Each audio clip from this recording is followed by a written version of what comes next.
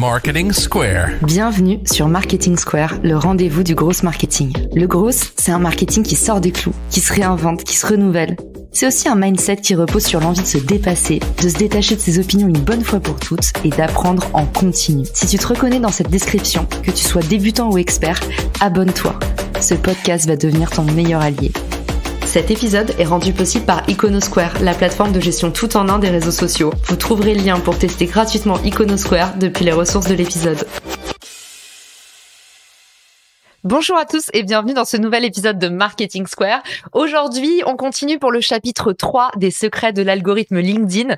Et l'objectif du jour, c'est de vous expliquer qui vous voyez dans votre fameux fil d'actualité et quelles sont les actions qui permettent de faire ressortir une personne. Alors évidemment, la première action que je vais vous donner, qui est nouvelle et qui a un vrai impact sur le fil d'actualité, c'est la fameuse option cloche. Lorsque vous appuyez sur la petite icône cloche qui est disponible sur presque tous les profils LinkedIn, vous avez la possibilité de recevoir directement des notifications lorsque l'utilisateur poste. Et ça va également donner plus de présence de cette personne dans votre fil d'actualité. Maintenant qu'on a dit ça, ce n'est pas tout. Je vais vous donner les 4 actions qui permettent de voir un utilisateur davantage dans son fil d'actualité, donc forcément de renforcer le lien avec lui. Et vous observerez que si vous performez au moins 2 de ces 4 actions dans la même semaine, vous allez voir davantage le créateur de contenu. Il va revenir comme par magie dans votre fil d'actualité.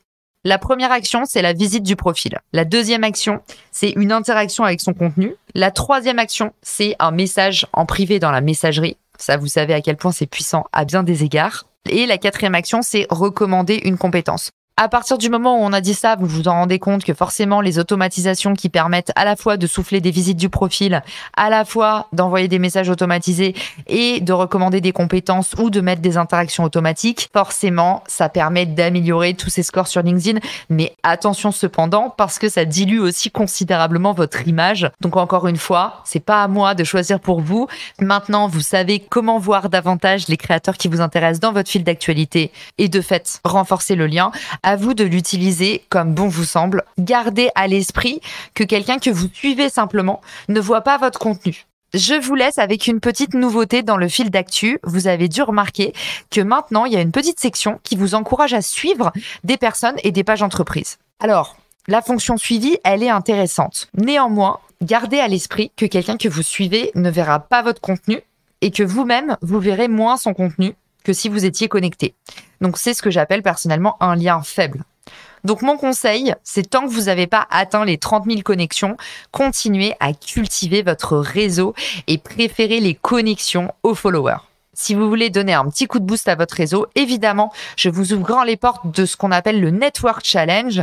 C'est un challenge qu'on a lancé il y a 1 mois maintenant avec l'équipe Refer et nos ambassadeurs. L'idée, c'est d'aider un maximum de personnes à networker davantage sur LinkedIn, oser se mettre en avant, prendre la parole, connecter pour de vrai avec son réseau, avec son écosystème.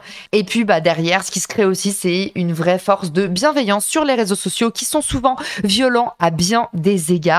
Si vous voulez nous rejoindre, je vous mets le lien dans les ressources de l'épisode et ce sera un grand plaisir de vous accueillir parmi nous. On est actuellement plus de 500 sur le challenge en un tout petit mois. Je pense que c'est le premier vrai gros réseau d'entraide sur LinkedIn, donc j'en suis très contente. J'espère que cet épisode vous a plu. Si vous a plu, vous connaissez le moyen le plus efficace de me remercier, de mettre un grand sourire sur mon visage, c'est me laisser un petit avis sur Apple Podcast. Alors, je sais que c'est pénible, que Apple Podcast fait rien pour nous aider, mais voilà, vous avez le lien dans les ressources de l'épisode et vous pouvez laisser même 2 ou 3 mots d'encouragement pour moi. Ça me fera énormément plaisir et ça m'encourage à continuer cette mini-série également. Sur ce, je vous remercie de votre écoute, je vous embrasse fort et je vous dis à très vite dans le podcast. Ciao!